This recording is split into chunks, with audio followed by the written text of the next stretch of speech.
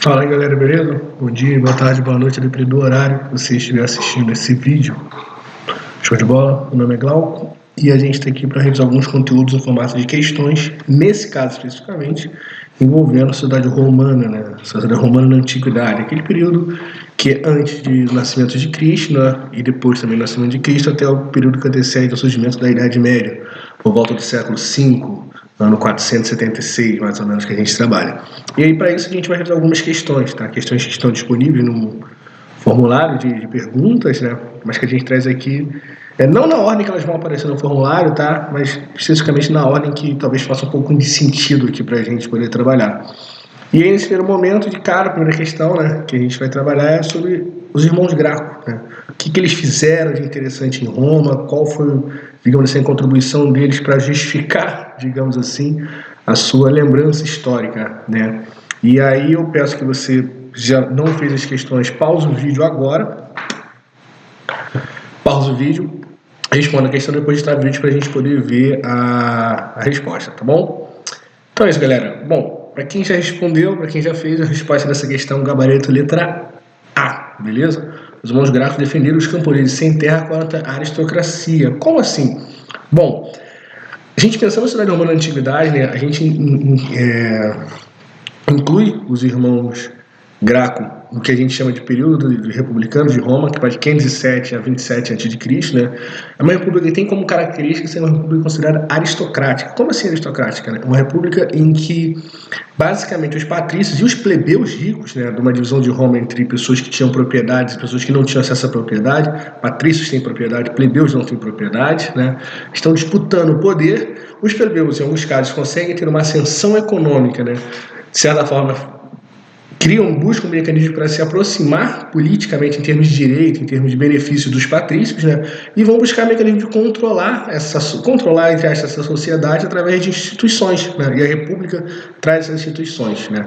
Só que ao mesmo tempo tem uma galera que não está tendo o mesmo, digamos assim, sucesso, pegando uma questão de sucesso de vitória e derrota, e que essa galera vai fazer o quê? Poxa, a gente precisa de benefícios, a gente precisa de garantias, né? E essa galera vão ser basicamente composta pelos plebeus, que não são endinheirados, não são ricos, e pelos escravos, né? Pessoas que eram escravizadas em Roma, uma escravidão que a gente sempre reitera diferente da escravidão que foi implementada na América Portuguesa e posteriormente no Brasil, depois da sua independência. Então, isso gera uma instabilidade social, uma disputa muito grande entre esses grupos, né, em que a gente separa entre os patrícios de um lado, e aí você pode colocar também os plebeus ricos e os plebeus mesmo, né? Também, nesse caso, os plebeus pobres e tudo mais, e a gente também coloca os escravos, né, nesse processo.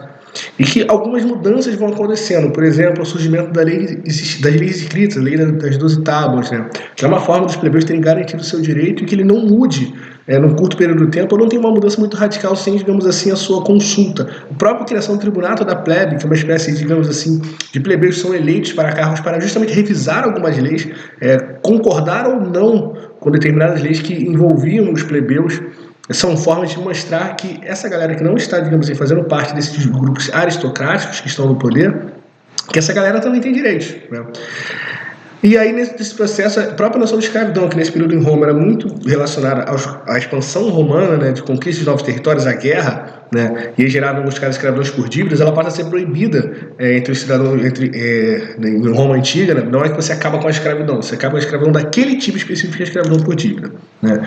Isso mostra uma preocupação já das pessoas com a escravidão dos escravos, né? Inclusive com as suas, digamos, dificuldades. Tanto que em 70 a.C. acontece uma revolta de escravos, talvez a mais famosa da República Romana, que é uma revolta liderada por um gladiador, Espartaco, e que muitos escravos ameaçam e conseguem, em alguns casos, até fugir de Roma, né, e deixar Roma sem, digamos assim, serviço braçal compulsório, né, obrigatório. E isso causa grandes problemas em Roma, que já passa por outros problemas muito relacionados à crise agrária, que é a dificuldade de você, digamos assim, não é a dificuldade de você ter terra para plantar, porque ele até conquistava novos territórios, mas é de você conseguir criar uma estrutura administrativa que beneficiasse essas pessoas, né, numa república que era majoritariamente aristocrática, que permitia uma acumulação muito grande, digamos assim, de riquezas entre determinados grupos, né. Tudo isso vai criando um cenário de instabilidade social, e aí surgem os irmãos Gracos, né. E qual é basicamente a ideia deles? É o seguinte, olha, o problema de Roma está relacionado a isso aqui. a falta de acesso à terra, né, dos camponeses. Os camponeses acabam tendo acesso à terra, um acesso indireto condicionado à permissão dos patrícios. Isso não é legal. Os plebeus precisam ter um pouco mais de autonomia, um pouco mais de liberdade. Então eles vão defender o que a gente hoje chama de reforma agrária, que é uma distribuição das terras, digamos assim, não utilizadas em Roma Antiga para pessoas que queriam trabalhar, que precisavam trabalhar na terra, tá? Por isso que a resposta nesse caso é a letra A. Eles não foram, na opção, eles não diz que são autores das leis dos Tábuas, não foram eles. E as leis dos Tábuas são as primeiras leis escritas em Roma, então a D e a E já se anulariam, elas falam do mesmo assunto, mas que não estão relacionados aos irmãos Gracos, que estão relacionados à questão de instabilidade social, de crise agrária e de tentativa de solução através de uma reforma agrária. Por isso que a gente não pode condicioná-los como desopção C a líderes de partido aristocrático. Na verdade, não. Eles fazem parte da anti-aristocracia, digamos assim, dos plebeus, né, nesse caso.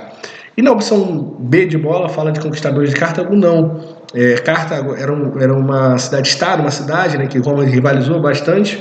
E quando Roma vez conquista o acesso ao controle ao mar Mediterrâneo. Tá bom? É um outro processo que não está relacionado aos irmãos Caio e Tibério Graco. Beleza? Então, por isso, questão número 1, letra A. Vamos aqui ver uma outra questão número 2, que trata já da expansão de Roma durante a República, com o consequente domínio da bacia do Mediterrâneo, vitória sobre Cartago nas guerras púnicas, tá? Provocou sensíveis transformações sociais e econômicas, entre as quais qual? Aí, relembrando, você dá uma pausa no vídeo, se você não respondeu, se você respondeu, já pensa qual é a sua opção, que nesse caso a resposta correta está relacionada à letra D de dado, tá bom? A expansão romana durante o período republicano que a gente tratou anteriormente aqui, ó, beleza? Ela é um processo muito interessante em Roma, tá? O Império Romano, ele nasce grande porque na República há expansão. E ao longo dessa expansão, o que Roma vai acumulando? Riquezas, inclusive, galera, riquezas que estão relacionadas à acumulação de escravos, né? A vitória sobre Cartago nas guerras púnicas de 246 a.C. a 146 a.C., ela marca digamos assim, uma maior expansão romana, porque a partir dali o mar Mediterrâneo, né, passa a ser Mare Nostrum romano, né? Então, nesse processo, Roma ela consegue ter acesso ainda a mais outros povos, sobretudo povos do Oriente, e também aos seus produtos, tá bom? E isso faz com que Roma tenha, digamos assim, aumente o seu poder territorial, aumente o seu poder político, aumente o seu poder econômico, né? E Roma é interessante que nessa expansão, muitas vezes Roma ela permitia que os povos dominados mantivessem autonomia interna, no sentido de administrações locais continuassem quase como eram antes, né? Mas, claro, com administradores, digamos assim, aliados aos interesses romanos, né? Sobretudo para o recolhimento de tributos, de impostos, que às vezes eram escravos, né? Então, é nesse período que Roma vai consolidar esse poder, e aí eu reitero, dentro de uma lógica aristocrática, em que o Senado era quem controlava essa estrutura, né? Você tinha o Senado como principal instituição, mas você tinha os cônsules, que eram pessoas eleitas como se fossem administradores por mandato de um ano, a Assembleia de Cidadãos, em que participavam basicamente os patrícios, em alguns casos alguns plebeus ricos, e a magistratura, que era uma espécie de cargos já relacionados à aplicação da justiça. Mas ainda assim é uma estrutura que vai tentar controlar, para que até esse processo de expansão ficasse restrito ao que a gente chama de aristocracia, chamou de aristocracia na questão anterior, que vai ignorando em alguns casos, ou deixando para resolver depois algumas necessidades dos plebeus e que causam alguns problemas, como a gente viu em Roma, beleza? Então, na questão número 2, gabarito letra D de dado, beleza? Por que não é a letra A, por exemplo? Processo de industrialização. Olha, gente, industrialização a gente vai ver mais na Idade Moderna, na Inglaterra, tá bom? Fortalecimento da classe plebeia, não. Expansão da economia propriedade, não. Propagação do cristianismo, não. Propagação do cristianismo é no Império e não na República. Expansão da pequena propriedade em Roma não acontece, né? O que a gente vai ter em dados momentos vai ser, digamos assim, uma busca de garantia de pequena propriedade, como a gente viu na tentativa de reforma agrária dos irmãos Graco, que não passou, inclusive.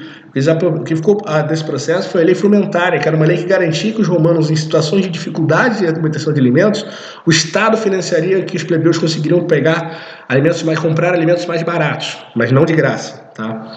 Isso não é um fortalecimento da classe plebeia, é uma tentativa, digamos assim, de garantia de alguns direitos básicos, mas não que fortalece como classe.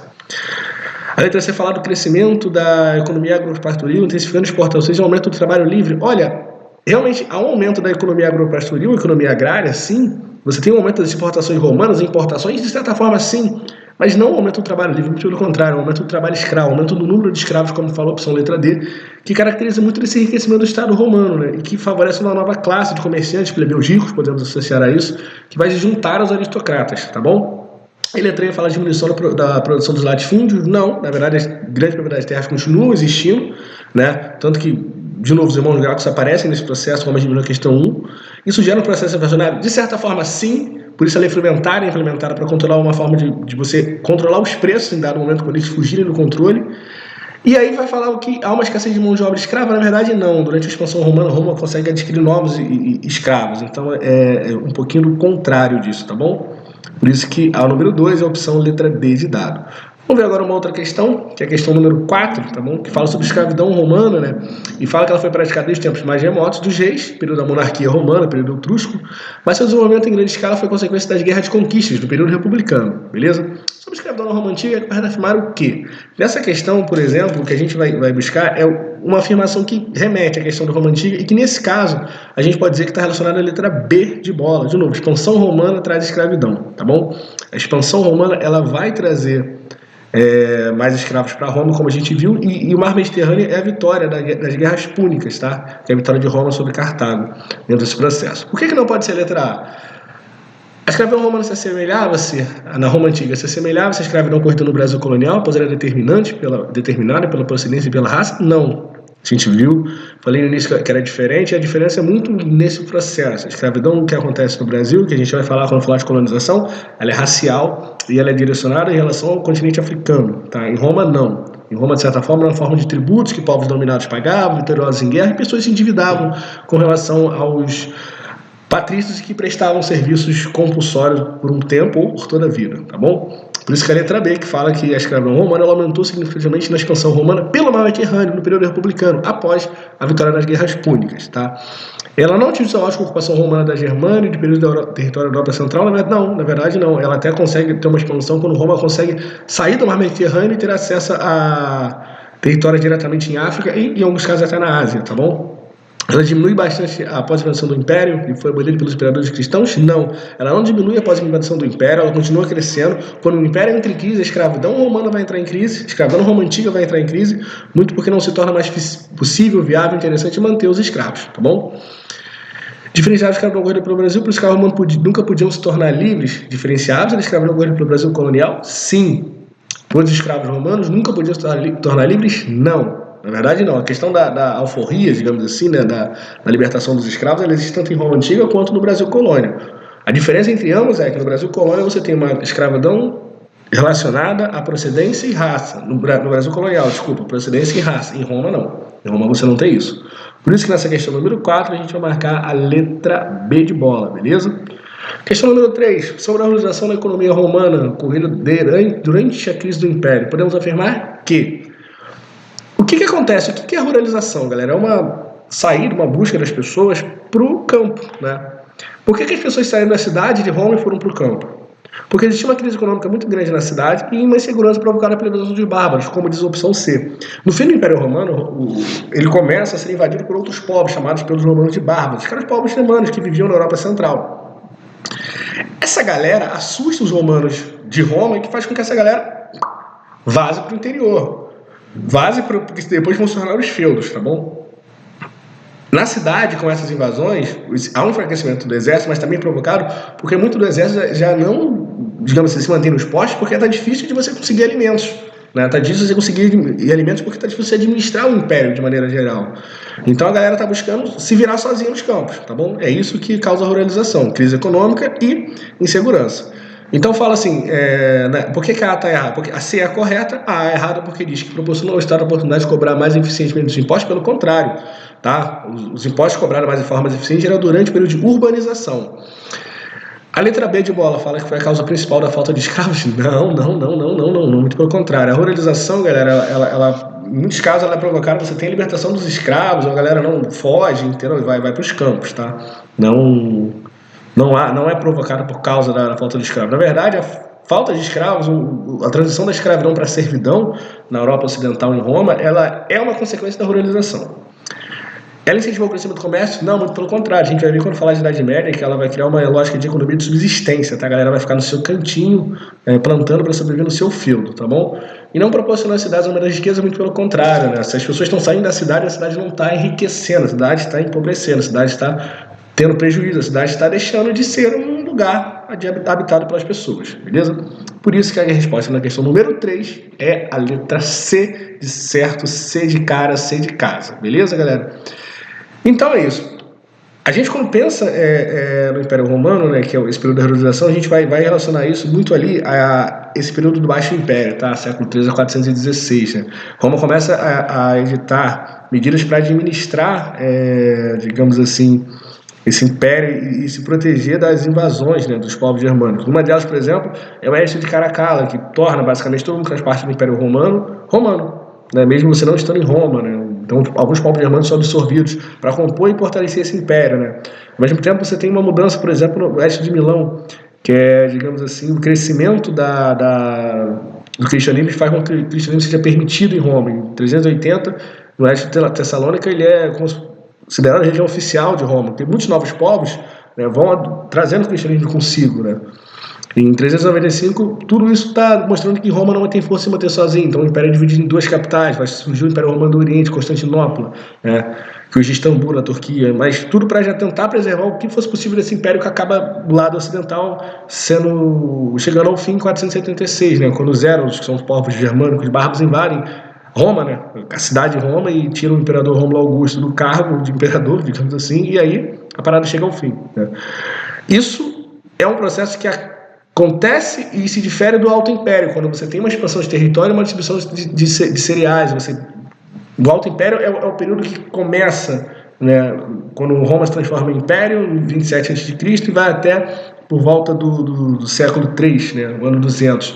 De cara a uma expansão de Roma maior, criação, por exemplo, de incentivo a atividades como, por exemplo, a luta de gladiadores, o Coliseu, essas coisas do tipo, né? Você incorpora territórios do Egito e você aumenta o número de cereais, por causa dos celeiros que tinha muito no Egito, mas isso tudo fortalece as cidades.